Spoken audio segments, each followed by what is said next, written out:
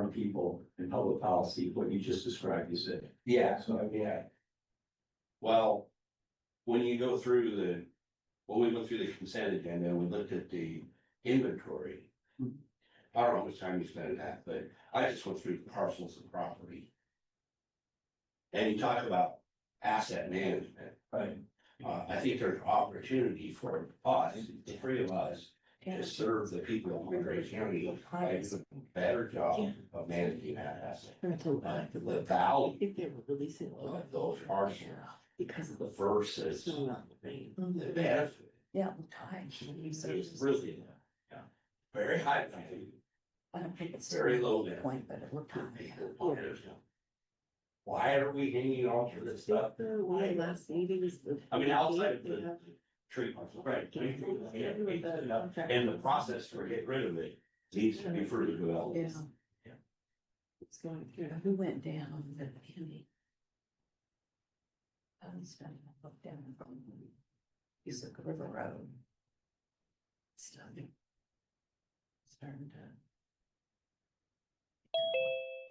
Some attention, I think. Yeah. If we get some high water, if that's gonna affect that. Like you rode away some. Yeah, thanks. Yeah. We just make sure. Just went with the Tammy Cusick, they've got a new mayor, and so we did with them and their maintenance guys and. Oh, good. Yeah, I went and looked at it. That's the little hamburger. Joanne, could I get you bottled water? No, okay, no, I'll take one of these. Okay. Thank you. I'll make you a co-host so that you can share your. Oh, cool. Oh, thank you.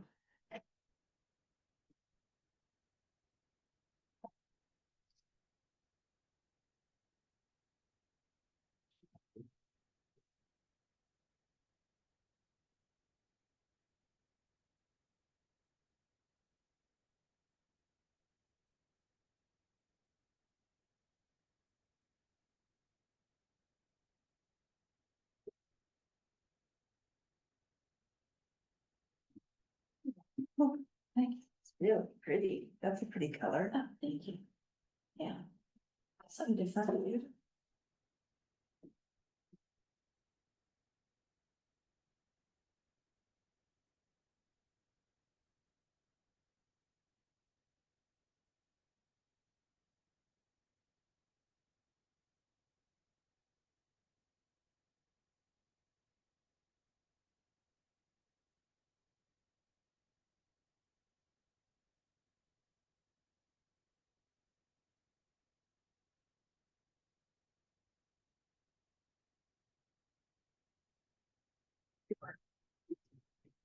I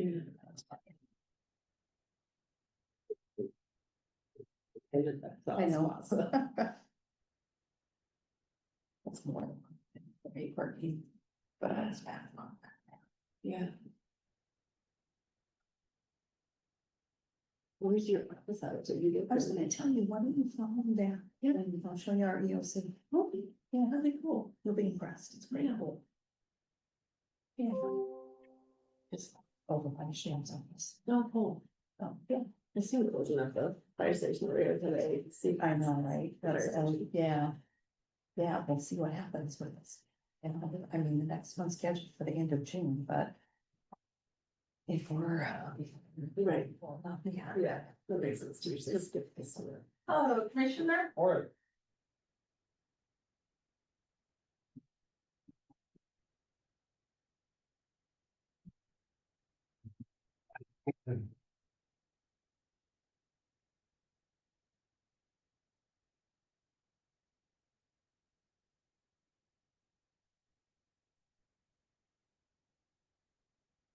oh, wow, I go back there, I come out and John's here. Magic.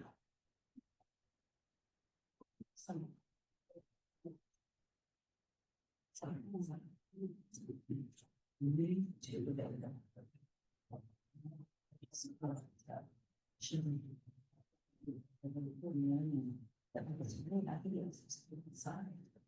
Good morning, I'm Rob.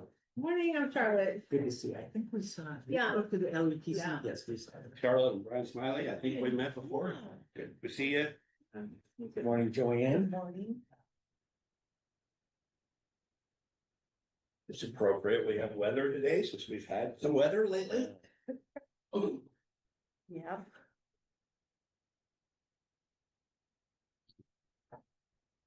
Hmm.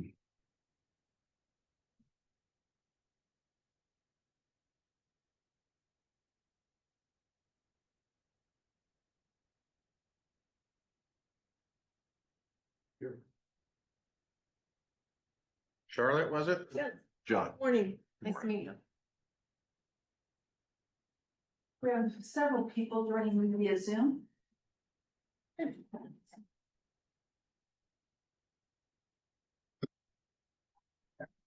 Anybody been up to Kalispell Peak yet this year?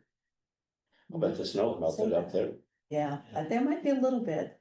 Yeah. Usually it's the 4th of July and that one dip One before little that place goes, where but it's in we'll the shade. see. But yeah, I heard somebody went up top of Abercrombie and it was almost no snow all the way. well, we're supposed to replace all those solar panels up there. Yeah. So that'll be happening within the next couple of months. All right, it's 10:30. We're ready to go. I don't know if you guys have anything else on the agenda, or you want me to go first? Go for it. Okay, If you'll please introduce yourself for those joining, please. yes, and then I'll share my screen. Yeah, so my name is Charlotte Dewey. I am the warning coordination meteorologist with the National Weather Service. We're based out of Spokane, but I cover the 8 northern counties of Idaho as well as all of eastern Washington. So. Dang. Okay.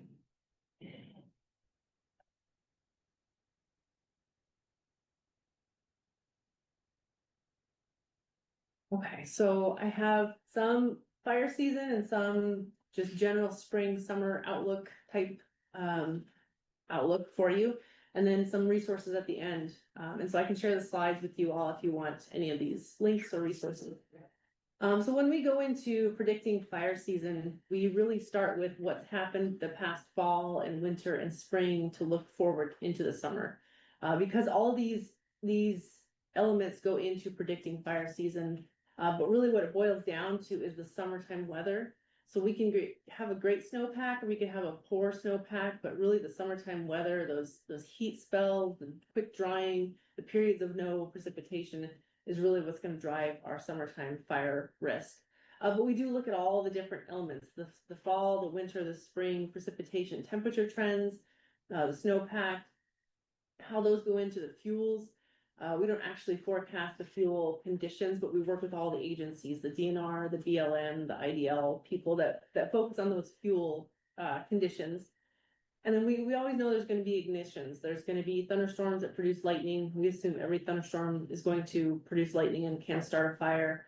The human ignition, while we can't predict it, we know it's always there and we have to assume it's always there. So when we start to look back at the precipitation and temperature trends, we look back at the last 30, maybe 60 and 90 days, as well as the water year. So we start in the water year because that is October 1st, and it kind of helps us look through the fall and the winter and the spring through the present time. And so for Eastern Washington, for the water year, we've been below normal. So the oranges and yellows are just below normal for the precipitation, how much it changes from average. In the last 30 days, we've had some periods of rainy, showery weather, some periods of drying and warming. And so how it averaged out in the last 30 days is just below normal. There's a couple pockets of near normal, but for Pomeroy County specifically, it's been just below normal. And then similarly, the temperature, there's not a lot of change from the October 1st as well through current as well as the last 30 days. The screening message is just kind of how above normal the temperatures have been. From October 1st, we've been much above normal. In the last 30 days, we've still been above normal, but not by as far. But this is typically the time of year when we're seeing our average temperatures climb and we're seeing warming temperatures. So this isn't unheard of, but it is above normal. And so looking back at the winter time, we did see above normal temperatures, below normal precipitation on a whole. So how that goes into our snowpack, while this isn't an exciting slide to look at, this is the time of year when we're not really adding to our snowpack. So this is typical to see the the trends declining. The snowpack is declining and being eroded away. While the red coloring kind of doesn't change depending on what basin you look at. The North Cascades is 30%, the Upper Columbia Basin is close to 50%. But the Spokane Basin, which covers part of this region, is just over 50% of normal. So this time of year, we still have some snow on the basin average, but like you were mentioning, there's still some peaks around that don't have snow or have very little snow. So this is percentage of average? Yes. Okay, Yeah, so at this time of year, so we're Right. decreasing snow anyway, and so this time of year, we're at about 50%, 60% of normal. So if we were in January, February, the numbers should be much bigger because we would be closer to average. So looking at some specific sites, the one on the north is the Bunchgrass Meadows, just over 5,000 feet, and the chart below is Ragged Mountain at 4,000 feet, just a couple spots in far eastern, northeastern Washington. The trace on the top, both traces, the black line is this year, 2026. And you can see it kind of dip down and kind of bottom out, showing that we're melted off for most of the snowpack for this time of year. The other traces, 2020 was the one I picked because it was kind of an above average year for both of these places. I didn't get the labeling on the bottom chart, but the 2020, 2023, 24, and 25 were all near normal. Those, which is that green trace there, that was the near normal trace. So this year, both of these locations had much below normal or near the record low minimum for snowfall.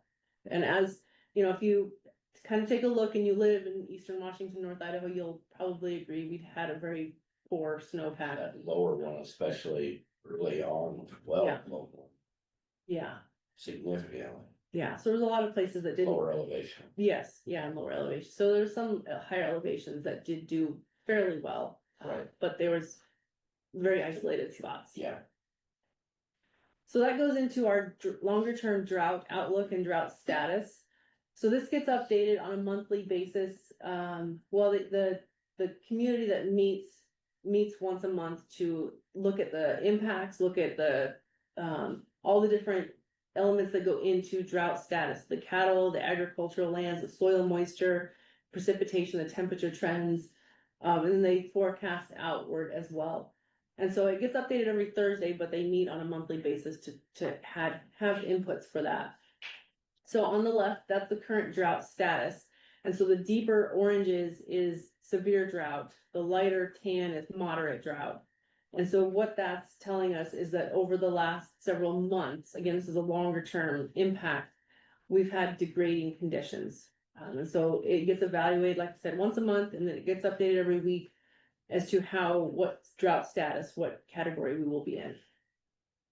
And as far as drought declarations or emergency declarations, those usually come from state or other entities, but we just provide the conditions.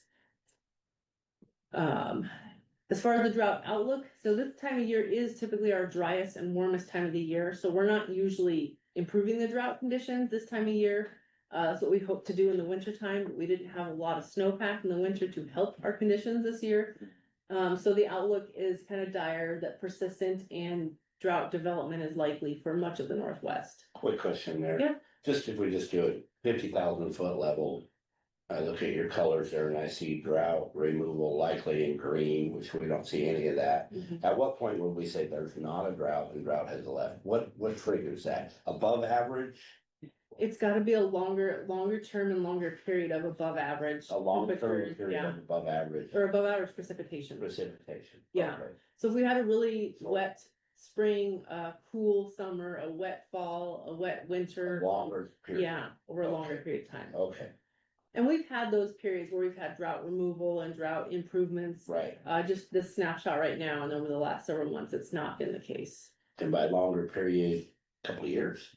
Yeah, it could be a couple of years Okay. to really improve on the big picture. Okay. Yeah. So we don't talk a lot about El Nino, La Nina during the summertime because we don't see a lot of these impacts during the summertime, but the current status for El Nino, La Nina is an El Nino watch. And so what goes into this is the sea surface temperature readings. It's really looking at the higher elevation atmospheric conditions.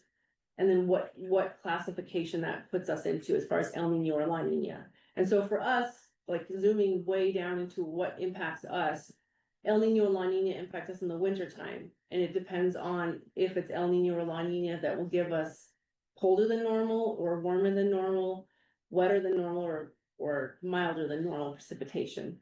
So for El Nino for us in the Northwest, it typically will mean a mild temperatures, milder than normal temperatures and drier conditions, kind of like what we saw last winter. So that's the outlook for the winter time. But again, this doesn't really impact us in the summertime. It's just kind of where we're at right now. So the short-term outlook, the next couple weeks, we are seeing some warming conditions with some periods of unsettled weather like we've had in the last week or two. So that's why the bullseye of above normal temperatures isn't directly over us in the Northwest. It's kind of shifting to the east. And then the precipitation trends, we're kind of in the middle of not really any significant signal one way or the other. So it's kind of near normal precipitation trends for this time of year, which again, we're kind of moving into our drier than normal time of year. For the 1 month outlook as a whole for June, kind of what to expect the whole month.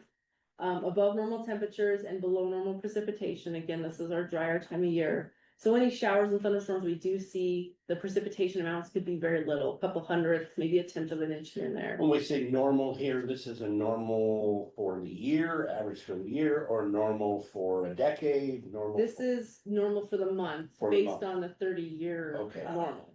Based on a 30-year. Right, so every Okay. 30 years, that's what we define as a climate normal, is a For the 30 month. year, yeah, Okay, for the month of June. we're in the month of June, for 30 years, you're predicting, below normal precipitation Yeah. and above normal temperature. Yeah, Okay, so we use that 30-year period of record as the normal, and so Okay. every 10 years it'll advance. So if to that effect, if you think about what the last 30 years is, 2020 through 1990, or whatever it is, we've had a lot of hotter, wetter sure, events, so that's could be skewing the. it's just shifting normal. Yes, yeah, Yeah. shifting.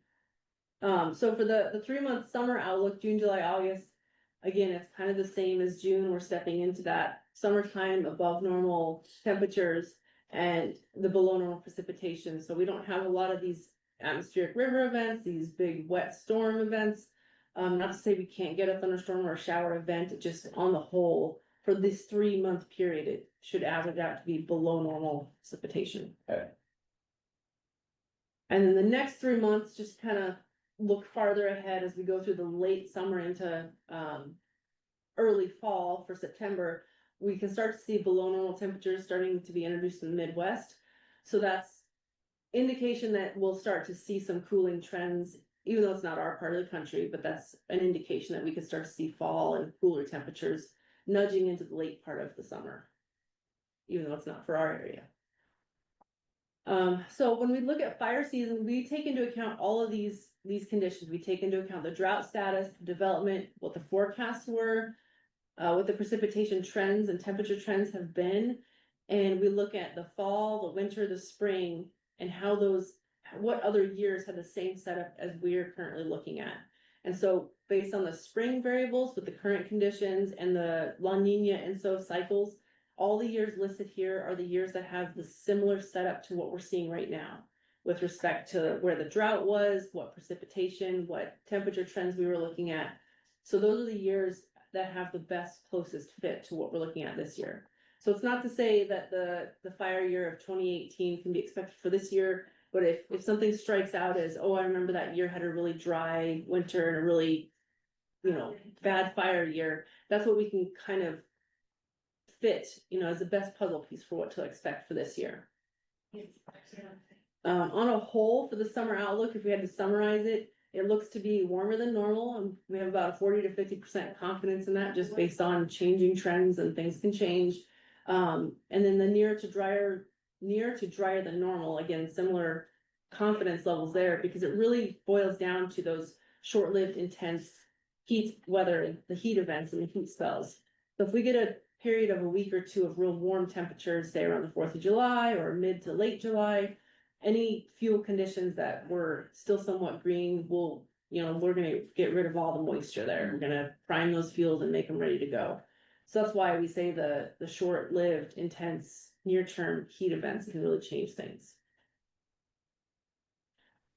So for the fire season, again, we cover all of eastern Washington, North Idaho. So looking at everything on a whole, it looks to be near to above normal fire activity year. And for that 30-year average, like I mentioned, the 30-year average for how many acres we typically see in a year burned, we're about 180,000 acres, which is an average. So last year we had 185,000 acres. That again spans all of eastern Washington, all of North Idaho. So we don't break down by county or municipality. But on average, you know, it could be one or two really big fires. It could be a bunch of much smaller fires. So the activity as a whole, we're looking at near to normal activity. Now the southwest monsoon, we always kind of look at, even though it doesn't always impact us way up here. But when we get thunderstorms across the western US, we can get a lot of thunderstorms moving up this way, and they'll produce lightning, but not a lot of moisture. So that's why we're concerned with thunderstorms with the monsoon.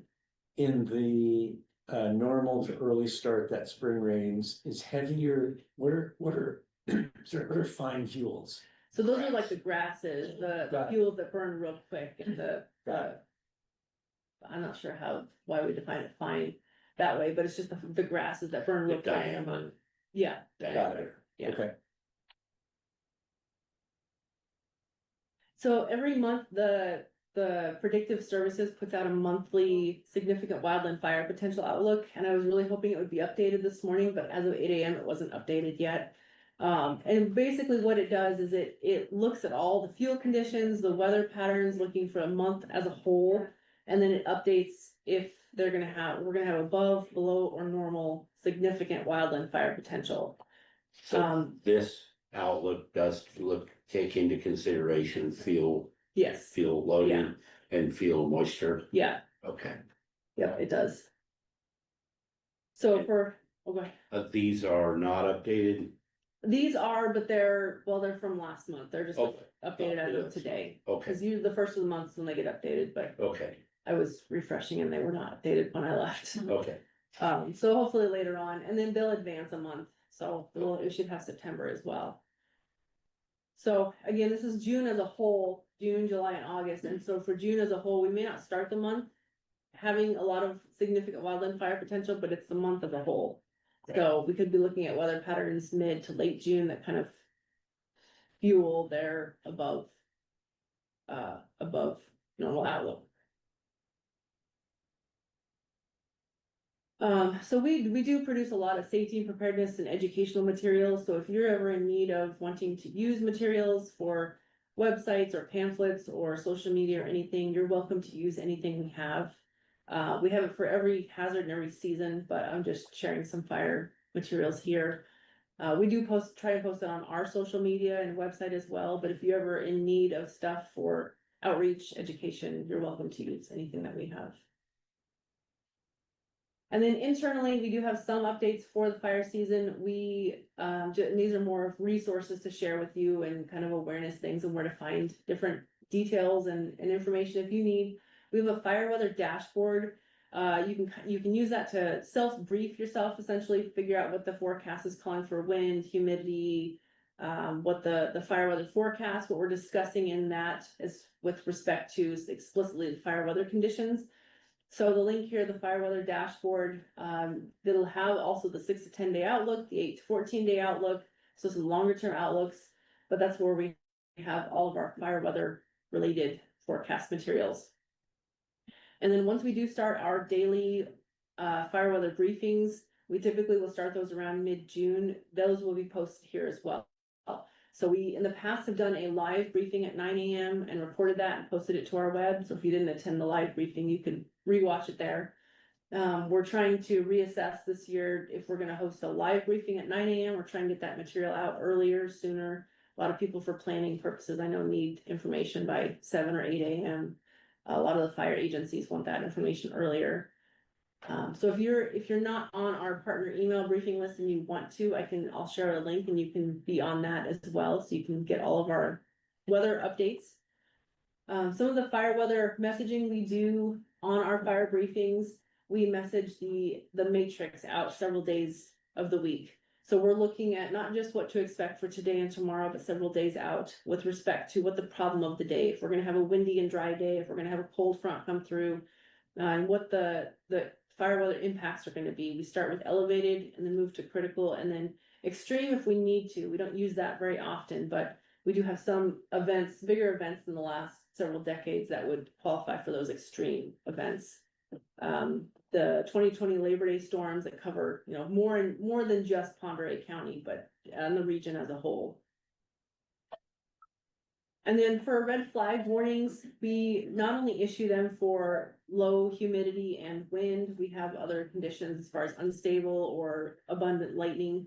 But when it comes to what those conditions and what the qualifications are, it's not just a one size fits all for every county and every jurisdiction, because we do have some counties and areas that are higher terrain, higher timber.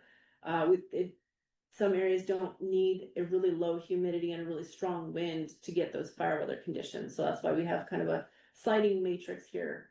And we really review everything and talk to our predictive services people. We talk to the fuel specialists to kind of get an idea of if we haven't had precipitation in a long time, it could still warrant a red flag warning if the wind is, kind of marginal, that 20 to 30 mile an hour wind, but the humidity is a little bit elevated. So. And then we do have a special situation, a PDS wording that we can include in a red flag. And this would be for that period of time within a red flag warning that is particularly dangerous. So for example, if we had a red flag warning out from 11 a.m. to 10 p.m., but the period from 3 to 6 p.m. is going to be particularly dangerous with the cold front passage and strong winds, we can designate that, that wording there. Another resource we have for you all is we can be on site to support whatever event, whether planned or unplanned, that you may have. We are capable to bring our resources and provide that face-to-face briefing for any events you have planned. Whether it be, like I said, whether it be planned or unplanned, we can be there to support you.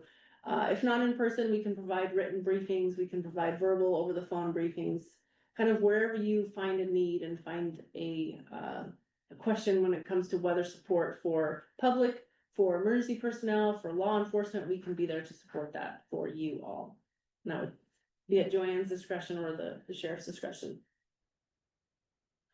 So some other resources, all of our partner email briefings, the link on the right, it's posted on this website every time we update it. So we update our briefings every Monday as a baseline, and then as conditions change, we'll update it throughout the week. And so it's always posted there. If you don't get it via email, you can bookmark the link and check it several times a day and as often as you like. The link on the left is heat risk, just because we're going into this time of year where heat is impactful to most people. And it changes throughout the year based on the climatology of the year. So if we had 80 degrees in July, that's not as big of a deal as 80 degrees in February. Obviously, that would be a much bigger deal. So the scale changes throughout the year. So heat risk, it's not just based on one temperature threshold, because we also take into account the overnight temperature as well, because if we don't cool off, we don't provide much relief. This is just what to expect this week. If you wanted a quick weather briefing for this week, just the temperatures we're going to see warming through the week. Wednesday and Thursday look to be the warmer days, and we'll have some breezy weather and some spotty isolated showers throughout the week. And then I just have links to various things that I can share with you all. Our fire partner and partner email briefing links there. You can sign yourself up to get yourself in the database if you want to, and you're interested to get our partner briefings. It will be sent right to your email. And then if you have any other questions, I'm happy to answer those for you. I do. So for county commissioners, or for one county commissioner who really wants to know at a sort of broad level what's going on with fires. There are a number of different sites. What's your favorite site? Yeah, I mean, I like our dashboard page, Right. because I can just go get a quick view of if it's gonna be windy or what the humidity is gonna do. The how to track wildfires. Yes. Is that what you mean? So INCIWeb is a really great resource. How's it spelled? INCIWEB.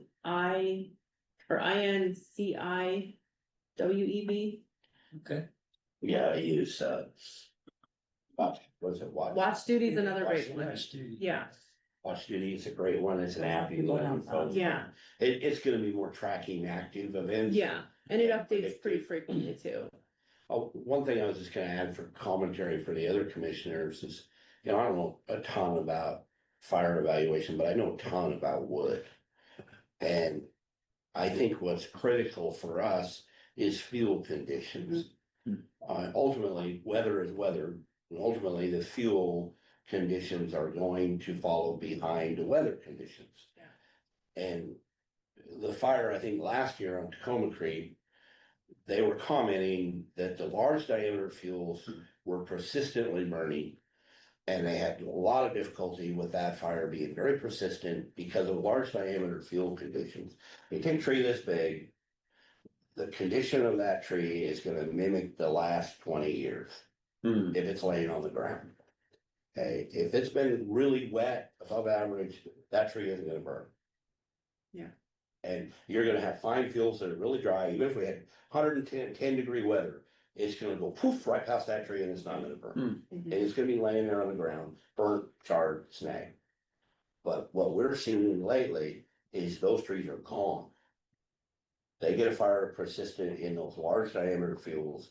And they sustain that fire and they're hard to get out, and they come back and those snags and those trees are gone. They burn. So it just depends on the weather. Yeah. And it just depends on those fuel conditions.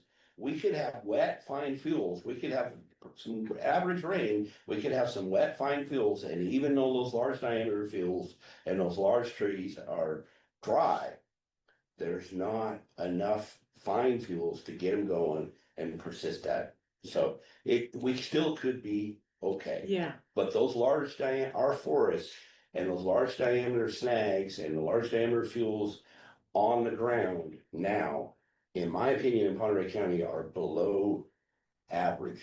okay, And they're dry. yeah, And I would be curious to see what they're looking at for those fuel options on the larger stuff. The stuff laying on the ground, the stuff dead in the woods is dry.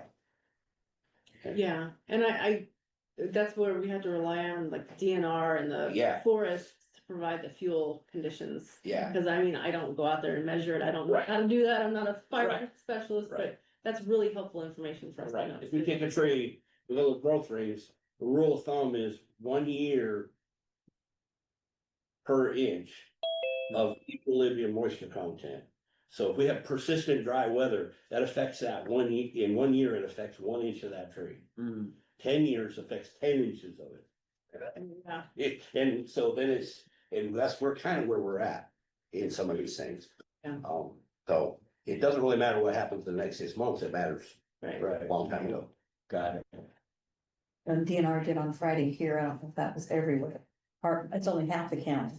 Yeah, They did the debris, no debris burning except with permit, and they can still have campfires, but it's only halfway. Up Right. north, it's not on yet. right, and we've had, I wouldn't say maybe normal Yeah. moisture up north. It seems like our forests are, everything looks nice and wet and dry.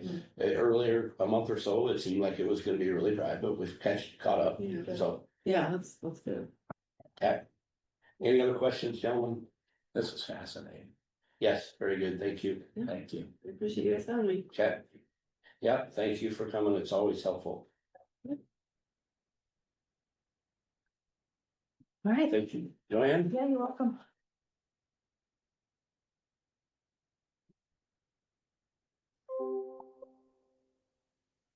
Right, she's not seen our EOC, so I'm taking her over there. Show it to her this way, hopefully not another way. Yeah. Good to see it in this aspect. There isn't Yeah. a- Thank you all, it's good to Thank meet you. you. Have a good day. Yeah. Good for door. Thank you. Thanks for coming in. Thanks for your time. Thanks, Jess. I'll follow that. Excuse me for 1 minute.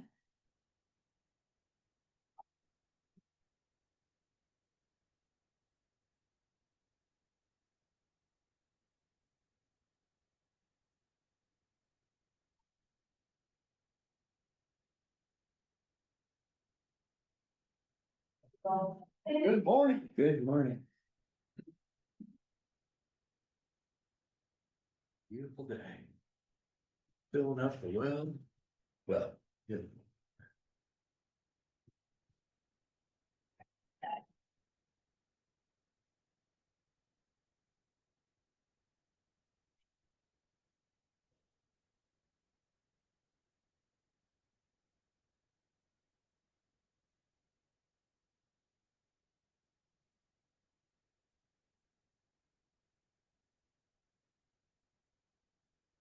What does VR mean? Vacation rental. Got it.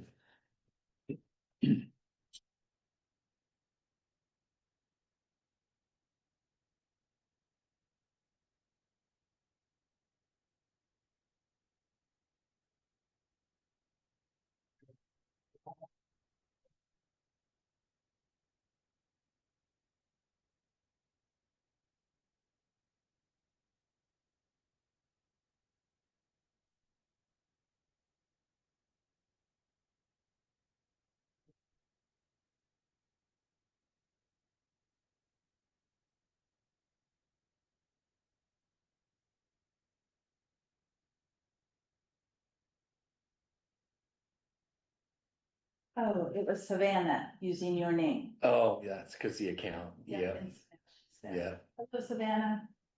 Hello. Okay, it's 11 a.m., great.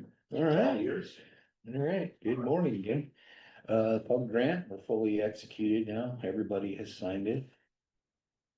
Climate resilience grant, I haven't heard anything from Commerce for a while on that one, although everything had been sent to them, all the municipalities and county, everybody's signature was sent to them. So I don't know what's the holdup on getting the final contract from them. I think we're prepared for it though, right? We did a head sheet for 2 weeks ago to go ahead with that part. Refresh my memory, which is the grant that was subject to sort of a clawback from Commerce over a reduced potential funding? The pub, That was the pub. yes, So it's been fully executed at the amount that we anticipated? but yeah. I thought, Well, I mean, we still, Oh, who knows, they could still come back. okay, but- sure. Right, yeah, Okay. yeah. Along that line, that's not on here because I just got a message a little bit ago. Medellin Falls has not responded to that letter. And they sent it to Jade already, so Right. she may be handling it, but they've not. And that was the letter, do you anticipate utilizing these funds? That's the one, And so you need to respond and say, yes, and then some. yeah. Okay, They did send it to Jade, also this morning. I haven't seen a reply yet, so. Okay. Just, I don't know if we do anything, if we Okay, reach well, out, I mean, yeah. yeah, that may be good. There's no response, And they're that's giving promise. it back. That's promise. Yes, I can forward it to you when I get back over there if you Yeah, like. I'll follow up. It's different people, of course. Yes. than we usually deal with, so Do you happen to know, Greg, if CUSIC has responded? I don't know. Okay. They have SCJ Alliance, I think, I think helping that's them, right, is that right? yeah. So I would assume they did because they're gonna wanna protect themselves as well. Yeah. Okay, the land use applications, you were a little bit ahead of last year. The shocking one to me is the short plots, and we got another one coming. They brought it Friday, but they didn't have everything they needed yet. It's just 2 lots. Most of these are 2 lots, but you can see nowhere else in the 10 years that the only time we did this many before was the year before we implemented the regulations. Right. Did Yeah. we get some streamlining legislation or some such? It doesn't necessarily affect us because we already were doing it that way. I mean, we weren't. Okay, so there was something that came through, but it was Yeah. just how we've always done, okay. Yeah, the one thing that they were pushing that I can't believe hasn't gone further yet is raising the minimum number of lots up to be administrative. Yeah. Which they should. I mean, come on, 4, make it 10. I mean, pick a number, but Yeah. they were trying to go like 40 in the towns and cities. That I think is what killed the whole thing. That's a lot, Mhm. you know, but. So it's still set at 4, like I said, they were proposing 6, it'd be nice if they did that. And then I saw an email from Carol this morning on the road standards, so that should, once that gets all through, we should get that 19th law in. So that'll be a kind of a, of course, that's not a short plat, but it is another plat. Revenue looks good though, shoreline, we're staying pretty close to our average in there, it looks like. Building permits, look how many new homes there are. 20. I'm shocked by that, truthfully. Mm.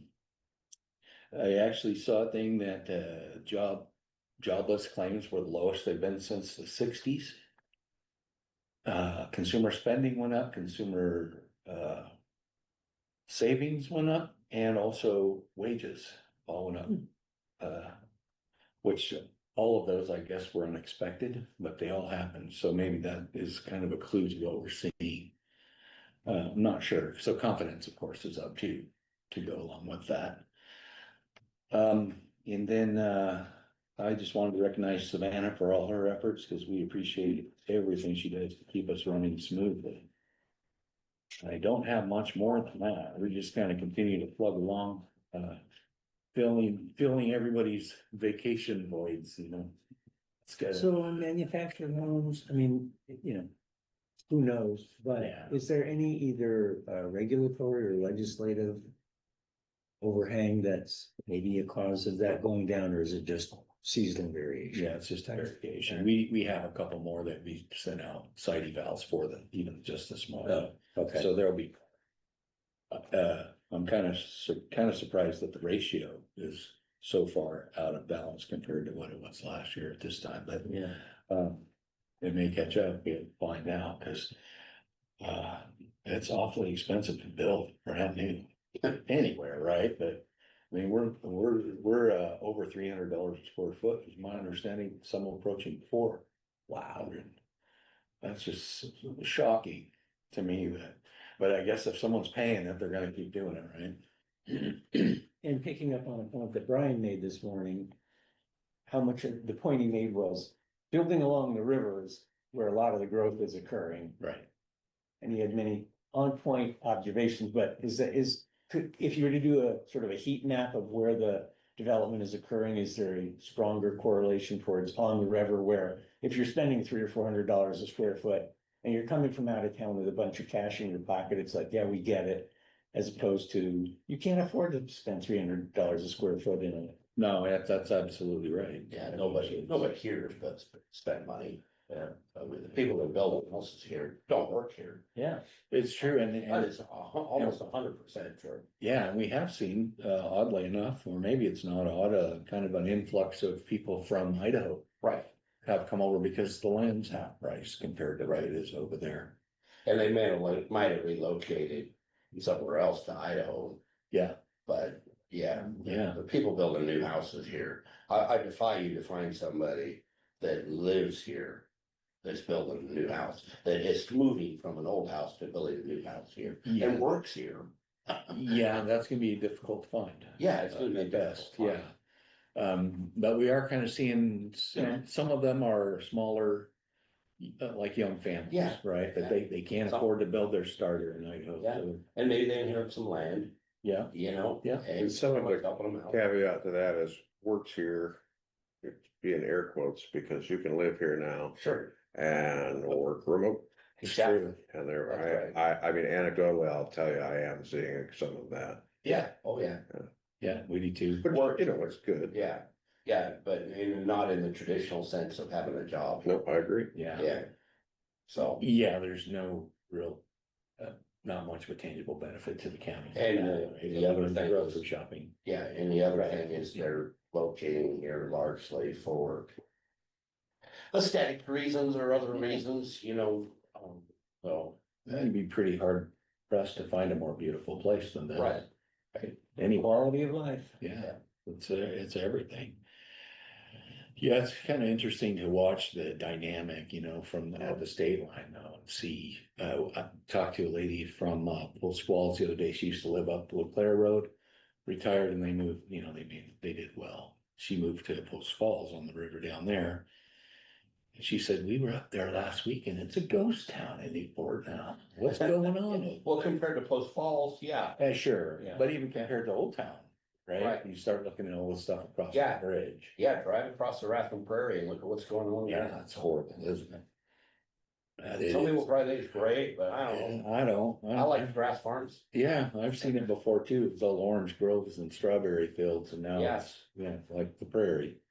Yeah. And I grew up too, so yeah, I don't like it, but what do you do?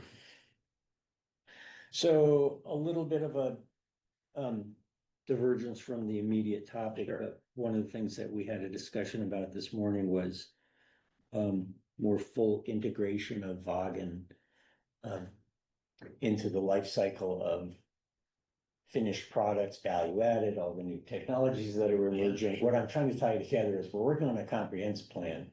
How do we provide the platform and incentives for not just Vaughan to say, yeah, it's worth making the investment in us to broaden the spectrum of products that we're working on, but then to integrate that into, in the towns, they need housing, can't do it at $300 or $400 a square foot, but if there's some sort of new technology that emerges that creates modular homes at $200 a square foot. I know I'm rambling here, but how do you tie that all together in our upcoming comprehensive plan? Well, that's one of the difficult things. You memorialize it by putting, maybe it's in the table of permitted uses, right? Our approach to all of those, including Merkel, is you're already industrial. It's another industrial use because the things that they've added in carry forth and prosper. But there is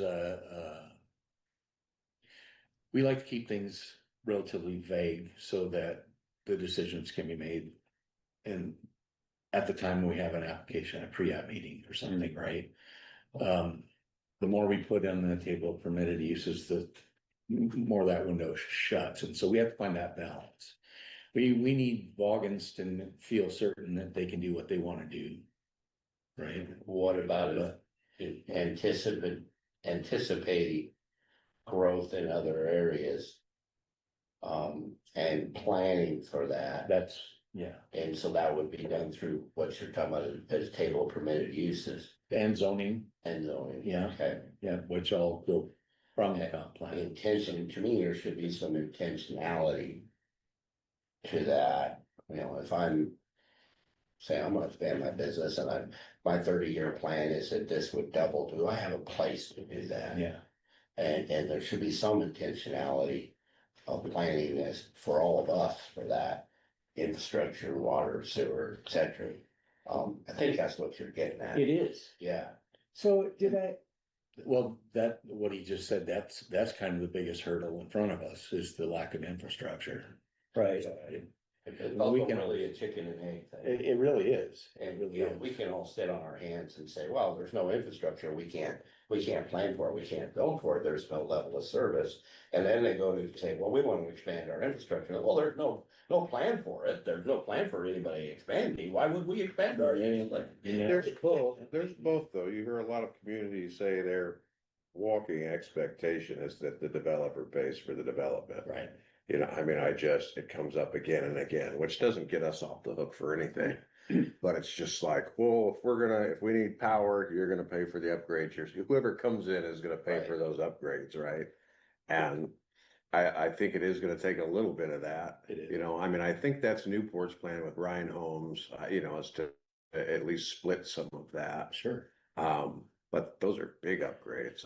Those are, what's They nice are. with the pipes for collection Yeah. were massive. Yeah. Robert, I see your wheels turning there. Well, they are, a couple things.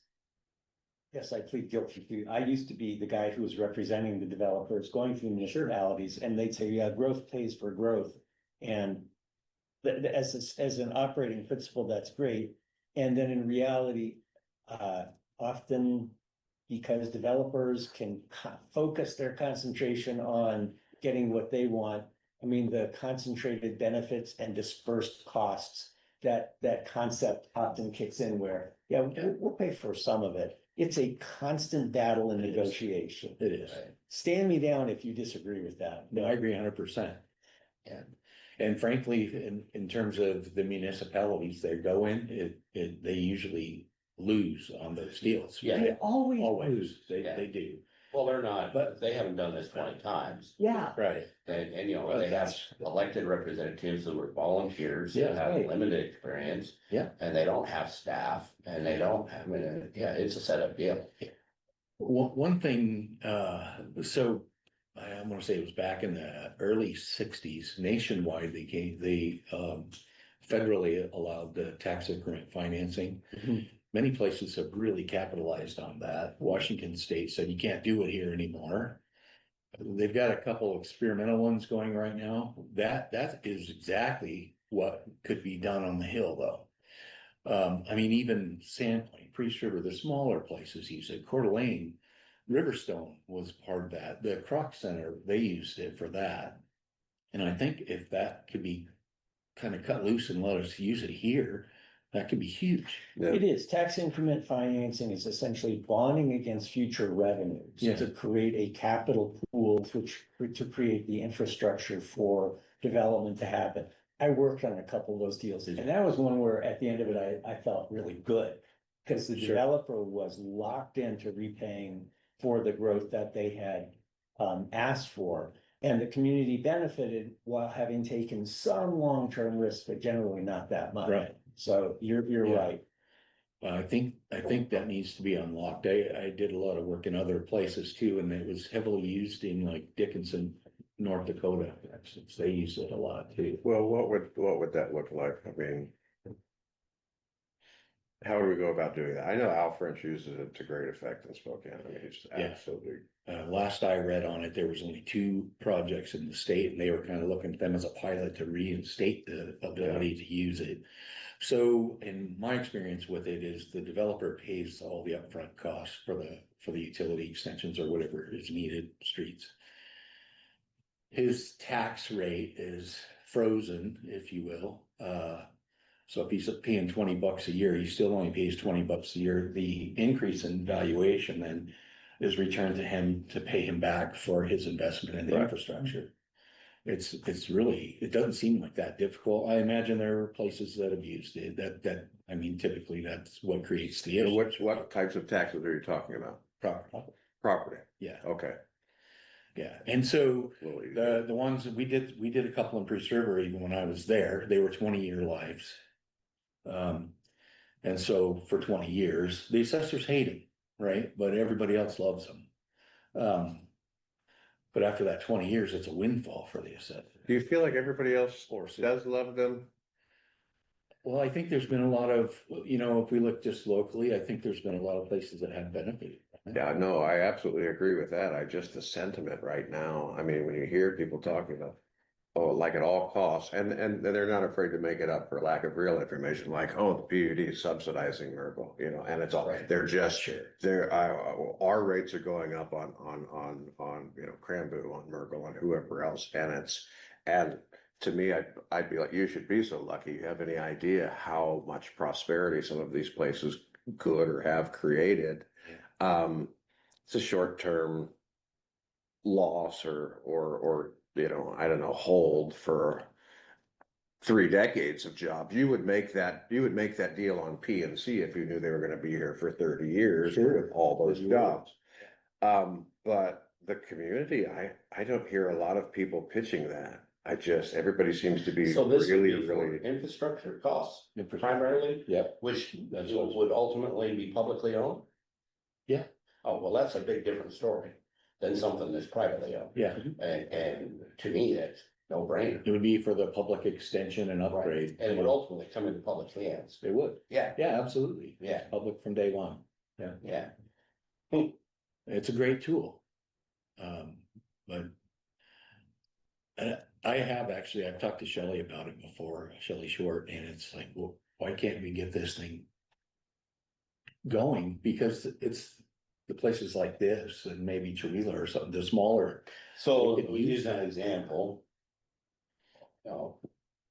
forgive me if this is too close to possible reality, would take the Lehigh Portland cement site in Medellin Falls and a developer come in there and said, well, I want to build XYZ here. I would like sewer mains, I'd like water mains, I'd like streets. Yeah. And he would get he would finance that, and his taxes, future property taxes on that would be reduced until that debt was paid They would off. be frozen at what they are. They would be frozen at what they are when- right when now. it was. They wouldn't be reduced, but they wouldn't wouldn't be go up. reduced. They wouldn't go up to him, that's Right. right. And until that infrastructure was paid for, Right, at which time it would come into free and clear public hands. yes, With the idea that that increases the overall tax base. correct. Okay. And then at the end of the life of that project or. Right. You know, whatever the term is set. Whatever the terms are. Yeah, Yeah, and correct me if I get this wrong, the reason assessors really dislike these is they are complex in terms of the formula for how to allocate it and over time, and it's really hard to explain to the public. Yeah, it can be, and yeah, so they see the increased revenue coming to them, but they don't get any. of it, Exactly. Right, and that's why they don't like it, because they still have to do the work, but they don't get anything, yeah, until the end of the life of that. But under the operating tenet that you would. Really, it's going, in so many, I don't know, in my regard, in my estimation, it's going to take something extraordinary. To make you want to build in an extraordinary place. Not always gonna be true, but if you're taking it all the way to Medellin Falls. There were extraordinary reasons for building there originally. Yeah. And Yeah. the county didn't build that railroad. The county, I don't think built, I mean, I think Seattle City Light probably built most of the power infrastructure you see between here and there. And so, no, I'd like to unlock it. You know, I don't know, we'll have that conversation with Nathan one day. But we are gonna have to get creative. Spokane's growing this way. District 1 is gonna have its growth. I don't know when, but it's definitely coming. Although not all those people vote, you know, their summer homes, only a little bit like what you're talking about along the river. There are a full third of them go somewhere else. Yeah. But boy, anything much north of Newport, and it starts to be like, this isn't central to anything. This isn't part of a distribution system. Yeah, You know, it's rails to trails conversation. yeah, So how do you get real investment up there? Fair question. Opportunity zones, I mean, that's one answer. sure. And this is too though, right? Yeah, Yeah, no, Mention, yeah. getting creative there. Okay. So back to your point, regarding comp plan and permitted uses, is it a fair statement that unless a use is specifically permitted in the comprehensive plan, it is prohibited? Not necessarily, no, Okay. no.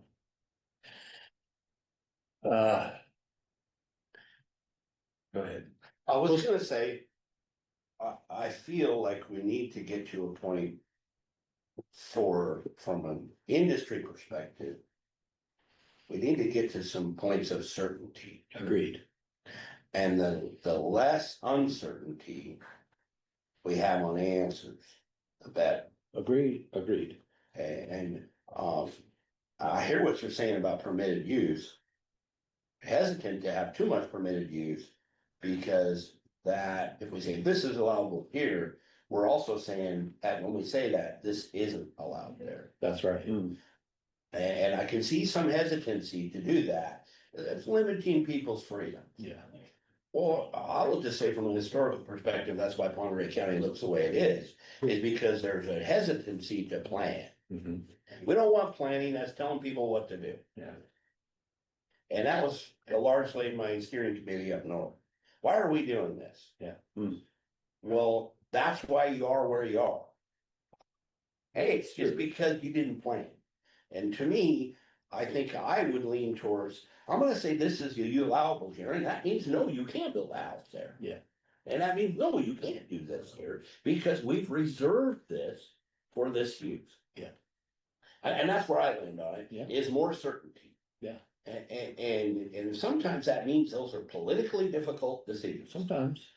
Okay, but I just, to me, that's kind of what we're getting at here. And this part of that is the permitted use thing. Yeah. And what I'm hearing from you is, well, we put this, that in there, that means that we can't put this. Yeah, those are two separate things. You can plan and still not put hard guardrails on industrials. I mean, the obvious reference is light industrial versus heavy industrial, Yeah. you know. And then, you know, like in this case, where does Bitcoin mining fall into that? Well, versus data centers, is there a distinction to be made there versus anyone who's using over 10 megawatts of power? Does that automatically put you in commercial, light industrial, heavy industrial? Ask 10 different commissioners, you'll get 11 answers. Full stop. True. But beyond that, and I have the example I always use here, is we don't have anything in our personnel policy about having a hunting rifle in your truck, because if you write it down there, people have to go remove their hunting rifle from their truck.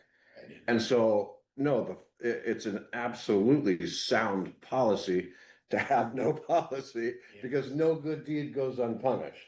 So pick your poisons, all I'm saying, Yeah. and let's be incredibly specific about it, because the reputation needs to be, we solve for yes. Yeah, I'm just going back in my mind to the last planning commission meeting with regard to updating the zoning and use of Wolford Industrial Park. Okay, that's gonna be the future. Yeah. Everybody's gonna come in and say, we don't want this. Well, the fact of the matter is, us as leaders, we need to look at the county and say, you know what, we need a place for industry. And this is where it's gonna locate, and we're just giving you fair warning. That place is reserved. Yeah. For this use. To me, that is somewhat like the conversation about a rifle in the truck. Yeah. We're giving you fair warning, we're gonna permit it. Yeah. And everything, every cards are on the table here. Yeah. And otherwise, it's no certainty. And back in the day, they would have said, we don't care what you think, we're building it. It's true. Okay? Well, but that's the problem with the conversation, is I don't believe it's a binary choice. I believe Yeah. that people coming to the meeting think it's a binary. Yeah, choice. they do. I'm here to tell you no, and the conversation needs to change to, I'm here to tell you under what circumstances I could get behind that. Yeah. It is the way I feel, like, well, no, if there's gonna be a train ever in my line of sight, then take a hike. I don't wanna see that. I don't wanna lay in bed and hear that whistle. Right, that kind of thing. And it's like, so here's sort of our operating parameters. We are looking for jobs. We are looking for revenues. We are looking for infrastructure improvements. So understanding that those are the commissioner's goals, because those were the voters who installed us goals. Right. Now, what do you have to say about it? And if it's just no, devoid of any actual, hey, there's a spotted owl. Okay, well, now we got to have a conversation. Right, but if it's just, I don't want that, Yeah. well, that's not. I think that's right, but I know from a business owner's perspective and industry perspective, what they're looking for is, if I wanted to do this, can I do it? Yeah. If I wanted to go borrow money to do it, or I wanted to go get an investor to do it. Sure. Or I'm gonna spend $50 million on some infrastructure and industry. Is there certainty? And in your mind, you might say, yeah, we can get that done. Yeah. But what they hear is, wow, I don't know. Yeah. And what they hear is, well, we gotta go through this, and we gotta do this, we gotta do this, and I just know they need certain. Yeah, and we have to thread that needle. Yeah, We have to find that balance between the two. right, Right. Yeah. And so our approach is generally, how do we minimize the effect to the neighbor? right. That's how Right. we have to look at it. And I think of recreation on the national forest, and you think of conflict, dispersed use, people getting in conflict. Largely, you do that by degrees of separation. And you say, this is for this use and this is for this use. Yeah. And we keep these that will cause conflict separated. And to me, that means that you, in some cases, you need to delineate. No, we've set this aside for this use. Yeah. It's my perspective. Yeah. Well, I feel like with precedent comes certainty, start to talk to Parks or the Port or the ADO or Jessica or whoever, and say, well, how did the last three do it? Well, it took them 6 months for a rezone and then this or this, and then they're like, oh, okay, well, Yeah. now I know where my boundaries are. Yeah. Or before, the answer was they didn't do it. Right. It was all public lands and take a hike and the Yeah. planning commission didn't have a quorum and the rest of it, right? And so, yeah, we're bending it in the right direction for sure. Hey, I think so. good discussion. Thank you. Any other questions for Greg? I have a couple, Greg. Okay. Getting some calls about the cost of the building permit for Selkirk High School. Okay. Can you tell me how we arrive at that, so I can tell them? Well, because it's a commercial permit, that's Right. one thing that elevates the cost, and the other Right. part is the plan review fee that we have to charge them for the commercial plan review, Okay, in addition to the fire protection system review. Okay. Which we don't do And you those sub those reviews. out? Yeah, so the state patrol does the fire one. But they all bill us and then we add it to the Right. permit. right, Right, we have a sub that we use since before I started for the Right. commercial, okay. yeah. So you guys acknowledge that $62,000 for the building permit for Selkirk High School. Had that exact conversation at ECOG. And they had made an error and it was for a school. They were told 200,000 and then they were relieved to find out it was only a $32,000 permit. And I'm like, a $32,000 permission slip. I mean, there's planning. I get it. I don't want to use reductive reasoning here. Pissed me off just the same. 30 grand a plan, I mean, it's like, and it's almost government charging government, It is. It's It the, is. the people's taxes, paying is. for, but it's Yeah. to benefit the people, so, okay. Yeah, so anyway, I've gotten feedback from a couple of school board members. Yeah, Not sure, happy sure, Yeah. about what the heck, yeah, there goes our budget. Yeah. But part of my answer to them is, it's just starting, buddy. yeah. It's That's a fair- expensive to bill. Well, yeah, when you get 62,000 for a piece of paper, Yeah, it's expensive to bill. it is. If I had to guess, I'd say 50 mil. And that's just because the last two bonds. It's an addition in the brand new building. Yeah, I think it's adding on to the other one. it is, yeah. Yeah, it's significant It project. is, it is. I mean, I don't know what the overall cost, but it's a lot. It is a lot, yeah, I don't Yeah. remember what the overall cost is, Yeah. but it's a substantial improvement. Yeah, and then the other question is about, I got a call from the gentleman building an Island hardware store, Yeah, okay? Yeah. Which is in the county. yeah, Um, he's got the same problem, same kind of problem. yeah, My advice to him was find a good engineer yeah, to help him. It seems like and I don't know if this is a comment on you guys' department, or I don't want to comment on, his feedback was, you guys have been really helpful. But at the same time, these things are complex. yeah, They're too complex. They're too Yeah. complicated. And, and our answer to them, well, you need to go get an engineer. Well, I would just say, why that? yeah, Try go hiring an engineer when you live in Ione. sure, Okay? And try finding one that's good. yeah, Okay. yeah, no, that's a fair thing to say too. Yeah, and so, but especially, his first quote was $28,000 for an engineer to look at his project. Sure, And so that one, I don't want to put anything in a box. right, He just wanted to put up a pole building, Yeah. that's gonna be his, and it's like, no, man, you Yeah, have you can't do it. ADA compliance because you're commercial, right? So you have ADA compliance, you have public restrooms, no, I'm not gonna put in restrooms. You have to put in restrooms. Yes. He just wanted to build a pole building and carry on, and. We can talk all day about whether or not that should be okay, but frankly, it's not okay in today's permitting world, right? right, And so, like he could still have a gravel parking lot, but he has to have it compacted hard enough for a wheelchair to be able to use it, I see. right? It's not an because of automatic, ADA. yeah, Okay. yeah. And he's I triggering understand these that. other codes, right? I understand that. And, It's Yeah. just how to let it interact with them and kind of make them understand the reasoning. Yeah. behind it. And he has nothing but, like, you guys have been helpful, but this is a nightmare. sure, And I'm intimately familiar with the building he's leaving, Yeah, which doesn't have a bathroom. right. And which is completely falling down and has 3 parking spaces on the street. Yeah, Okay, Yeah. and so he's like, I'm trying to improve here, and we're going light years in advancement. yeah, no, And you're telling me I'm not going for it? I get his perspective. Yeah. But that, that's the same thing we have to navigate through with them, For sure. with them and everyone else too. Sure. The energy coast is another one just for the guy building a house, right? Why do I have to do that? Because. So the rules. can he or can he not build a commercial building with a full building?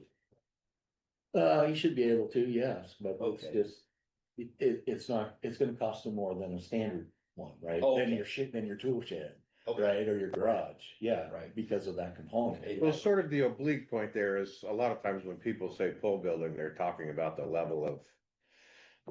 Well, to me, Like for, if people say, I'm gonna have a shop, a shop home as a pole building, and then, are you meeting electrical code? Are you Yeah, yeah. ever gonna be able No, to get your when I trash say right? Whole building, I mean a whole foundation building. Yeah. And to me, that's a very clear technical term. Right. It means that the framing structure is poles in the ground and in the concrete pier. Right. Not a port.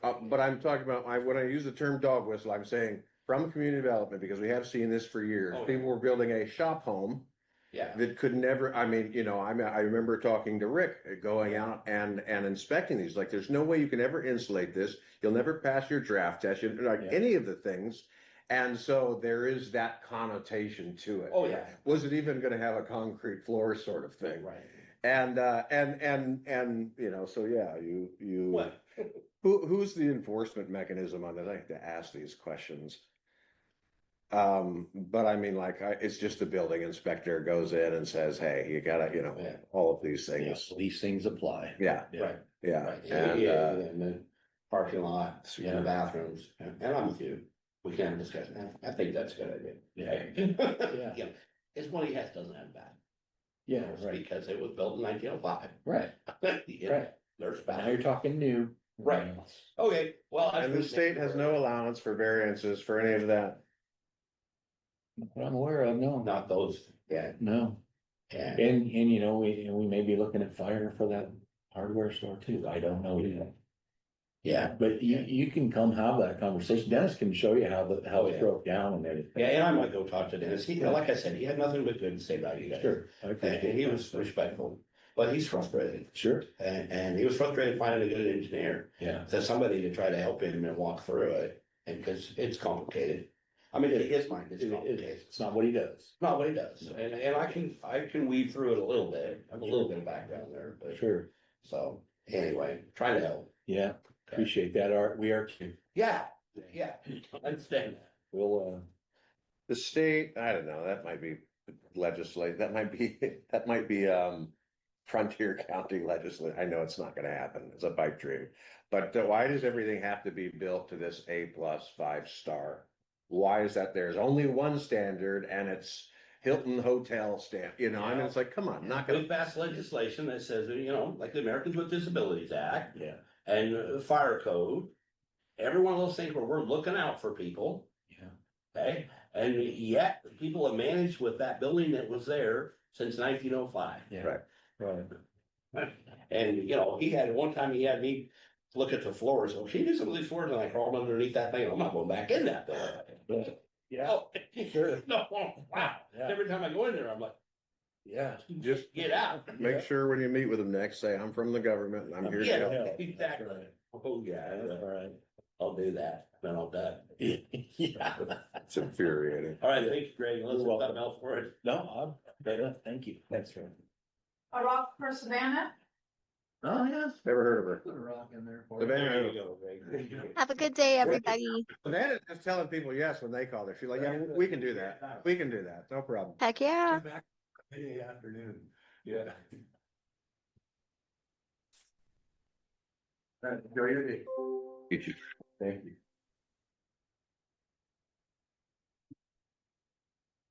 you.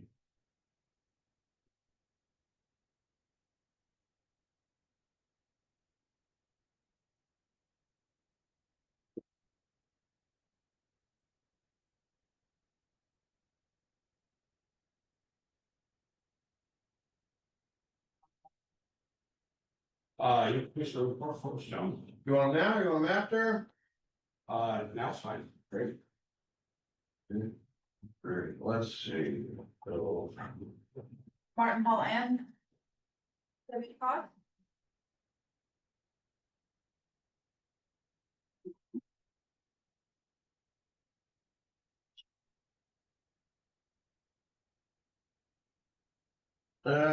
let's see. Yearly average ADP is up, average daily prisoner. I think it's prisoner population, might be average, same thing though, 17.7. Which is climbing. I'm actually viewing it as a good thing. I don't think it's reflective of more crime. I think it's reflective of more prosecution. And then, well, people's willingness to prosecute crime. Still in a holding pattern with Franklin County. They are working through. They had a lot of services tied with Benton, a lot, so foundational public health is one I think they may keep tied. They're sort of like our tri-county, they do have kind of a health, some kind of co-op arrangement there, multi-county jurisdiction. But for juvenile and for corrections even more broadly, they're bringing that back in-house, economic development, same kind of thing. And it sounded like there were a number of other contracts they had with Benton. And it was bad and it was chippy, and now it's maybe getting a little better. It's like the writing's on the wall, it's going to happen. And basically, I don't know, I can tell you their perspective, Franklin County's, their perspective is Benton got greedy. It was just really overcharging them, but unless you're sitting down with their budget, that would be so hard to say. Yeah. Everything costs ridiculous amounts now, and so I can understand why you might feel that way without verifying that. One way or the other, we'd like, if we can get their juveniles into Martin Hall, I think that'll help us hold our day bed rates. I don't know that we'll ever get to a place where we'll drop them. We got some other stuff, like the building's coming apart. But would certainly could potentially keep them from climbing for years and years and years. If we can, it's just a better deal if we can keep the beds full of fish, within reason. Approved the 2025 annual report, nothing exciting there. The only thing, real big change for them was, and it shows up in our budget with them as well, was the cameras. All of the cameras have been installed, the new security cameras, and staff has been trained on those. And so we're compliant there. Well, the consortium is compliant there. We had 17 bed days. Monterey County had 17 bed days this last month. They had a small flood in the building from a broken fire sprinkler. That water had been in that sprinkler line for so long, it was black. Oh, It was just black. It's been sitting there since the beginning, frankly. They thought they had isolated it, they could not find, so they isolated part of it, could not find a redundant isolation valve. And so it was like a day and a half before they got it fully shut off. So they did get most of it shut off with the main valve, but then there was another kind of a redundant line through there. So, but where the flooding was, it was not in a bad spot. So I think a kitchen area, concrete floor with a drain kind of thing. In fact, it was something they were putting on top of a fridge that they knocked the sprinkler head off. oh, Had some conversation about who pays for that. The state actually owns the building. But they seem to think that that was gonna be the consortium's bill. Yes. And then June 12th, school is out at Mark. and it's not out for nearly as long as ours is. I wanna say a month before they go back to school there. That was Mark Hall.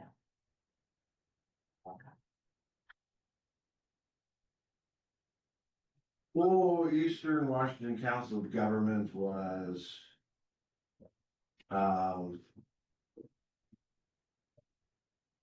It's fun. I feel like I've been telling you guys probably every other month when we have these, we've got sort of these. I don't wanna call them fringe groups, but you know, I just as a lazy shortcut, sort of fringe groups of. Um, uh. You know, we should be filing constitutional grievances and we should be, kind of like the First Amendment auditors and groups of that nature. The GR Mowgli's and I mean, just a lot of these. People that take exception to the way Washington is being run and think it's very simple because they are. Because they are in violation of the state and federal constitution, you guys should just be doing this and that would all be solved. And ultimately, I mean, I want to be clear from my perspective. Very few decisions of great consequence or significance happen outside of a courtroom, ultimately. I mean, because what I feel like is an egregious violation of the federal constitution, someone else says, no, that's not it. And so it's like, ultimately, it's like, did you agree or didn't you? Some of them are absolutely black and white, but we're still talking about lawfare. If we're still talking about lawfare, we're still talking about burning taxpayer dollars on lawfare. There are places where we decide to do it. I was proud to say there are over 100 county commissioners or county council members in the state of Washington, and 12 decided to sue the state for the sheriff decision. And 3 of them are right here in this room. I was proud to say that. Hey, listen, there are places where you're gonna go. You're gonna say to your prosecutor and to your sheriff, we authorize you. We don't know what the cost is. We don't have the arrangement yet, but we know generally what it looks like, and we know, it's gonna be a $30,000 suit, of which we're gonna be prorated for Ponderay share, something in there. And we're gonna take on the state and go. And it's the second time I voted that way. We did the same thing with public defense, right? The WASAC is suing the state. So not afraid to do it, but when the state, if you give them an inch, they'll take a mile. And so there are probably 20 other places you could do it. Certainly everything around guns, and NRA and others are taking up that, right? And so anyway, that's the soapbox. So I grew so tired of these people chipping in just randomly throughout the meeting at a 15, 20, 30-minute time sink every time one of them opens their mouth.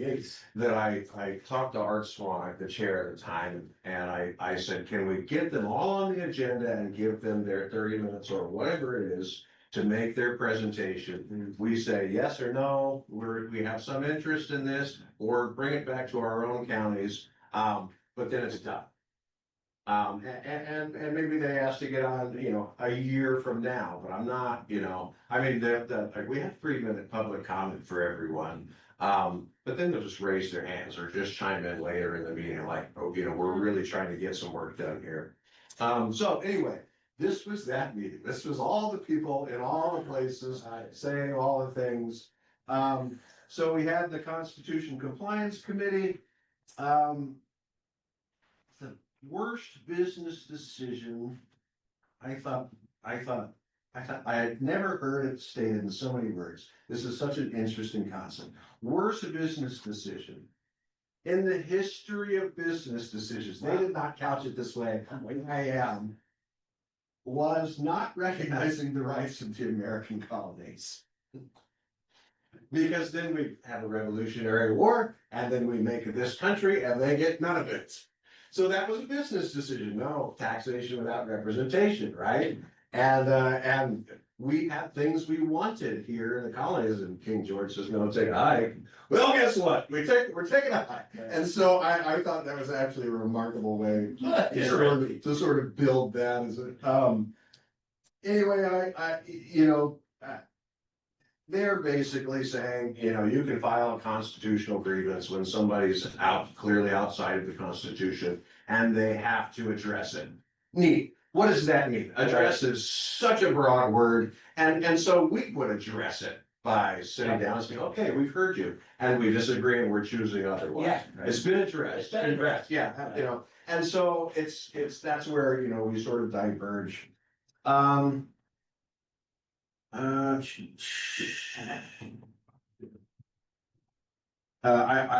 think we all came to agree, every Eastern Washington commissioner came to agree that the state has strayed well outside of the Constitution, federal and state constitution. That was pretty much spoken like given. Oh, Matt Hawkins' group was there, his agenda for the counties convention, same thing. The idea that every county used to have its own senator, right?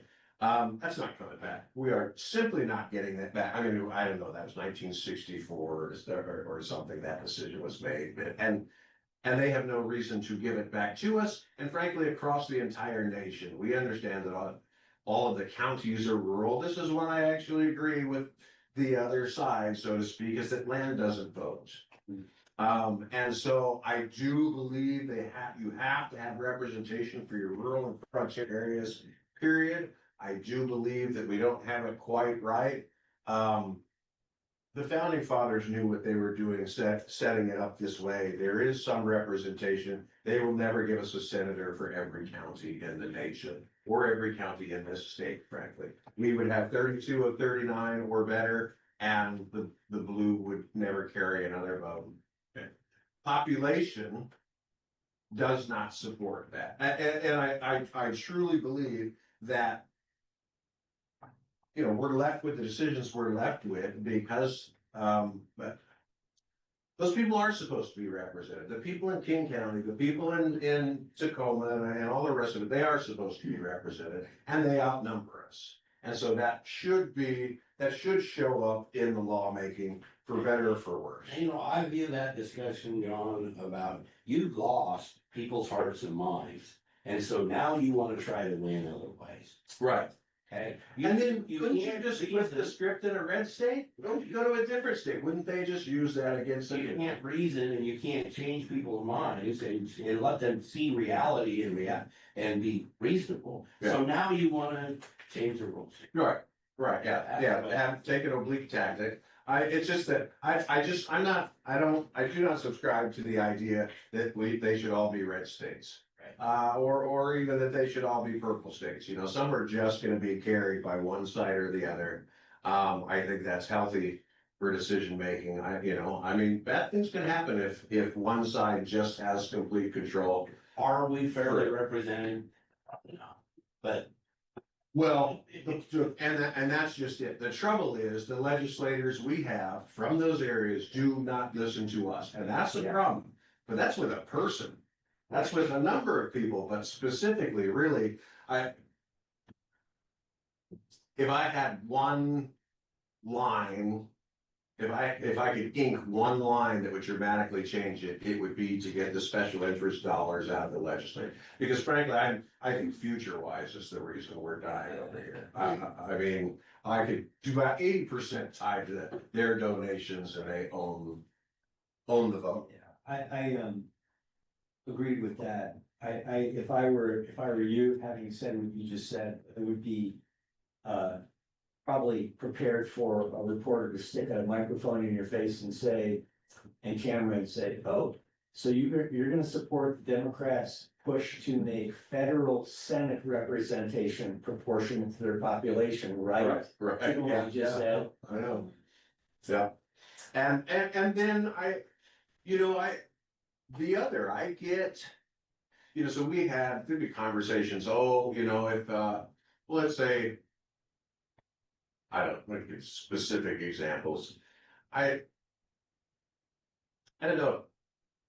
Businesses should be out of politics. If commercial donations should be out of politics, but I feel like somewhere between the money and the votes, it's too messy. I do feel like there are people that are just overtly controlled by special interest groups. on both sides of the aisle. We did also get, Nancy Churchill. She was, so she's, of course, chair of the Republicans, and is it Stevens or Ferry? One of those. She was not there on behalf of the Republicans. She was not there on behalf, as a private citizen. She was there on behalf of the library trustees. They are, as far as she knows, library trustees are the only taxing authority that is appointed. They're appointed by county commissioners. She was saying if they're a taxing authority, they should be elected. And so she's been working with Hunter to propose a bill requiring elected trustees. And you know, I mean, hers predictably was from a place, hey, we get a lot of, you know, oh, hey, you know, in Monterey County, you just appoint someone because that's who was available. You had one, you had two, I don't know how many you had, was willing, and too many of them are woke. Okay, you're probably not even a little bit wrong about that. My questions were, first, what does it cost to be on the ballot? We know in this county what it costs, and it's more expensive in every other county, but it's gonna be 12 to 14 grand. I don't know that the libraries have that, especially if there wasn't even a second person who was interested. But then also, the recommendation, not a question, just build in some optionality. Give counties the opportunity to opt out of electing and say, you know, does that fit for you or doesn't it? If we had Stevens County's population 3 times the people, maybe we had 3 times the people want to be on those boards, we could have an election. Maybe the library districts are better or wealthier or whatever else here. Some of them are vans, right? I mean, some of them were literally bookmobiles for a while until they were trailers. You understand, I don't know if you're familiar with the big controversy there, what that all is about. It's about the Library Republic. Yeah. It's not dissimilar to our thing we had about gay pride flags at council services and Sure. stuff like that. Sure. Yeah, not surprised there. And so really, my goal was to treat it like a business decision, say, there are certain sectors that lend themselves that are much more prone to woke style conversation, you know, counseling services. We started with that for a while, right? And so it comes and goes. But you can make a good bill that's really void of the politics, I believe. And you can break your library districts in a big hurry at $14,000 a pop. In a whole district or any district. I wanted to, I don't know that there was a lot else there of consequence. I ran my mouth enough. They tried to make me chair on the spot, and so I had to back up. You better shut up, John. Nice guy. So, and Art said, you know, originally this was supposed to be Eastern Washington Council of Governments was in response to, you know, the smelters, to tech smelter. And so I said, hey, listen, I don't have any skin in the game there. I get it, it's the Northeast counties, kind of, but we don't border Lake Roosevelt. We don't actually have any skin in the game there. So I'm here to hear the other stuff and to support and sign your letters and all that. But I'm not one of those counties. I'm not a Columbia Front or a Columbia River Caucus county. Do you guys want to hear from the Culture Club? No, we're running out of time. What is that? After lunch, maybe. Yeah. Okay, good stuff. IT. Okay, we'll do it after lunch then. Some fun things. Cool. Okay, that's what I got then. All right, thank you, John. Anything else for lunch, gentlemen? All right, let's recess till 45. 45. The road Okay. fence is in that meeting, 12:31 on the public records office. Oh, Was it 12:30 we start? Yes, it is. I decided these guys. But we're 145 here, is that what we said? Yes. Okay. Think and hear at the same time. That's the thing. Thanks for joining. The commissioners are recessing for lunch until 1:45.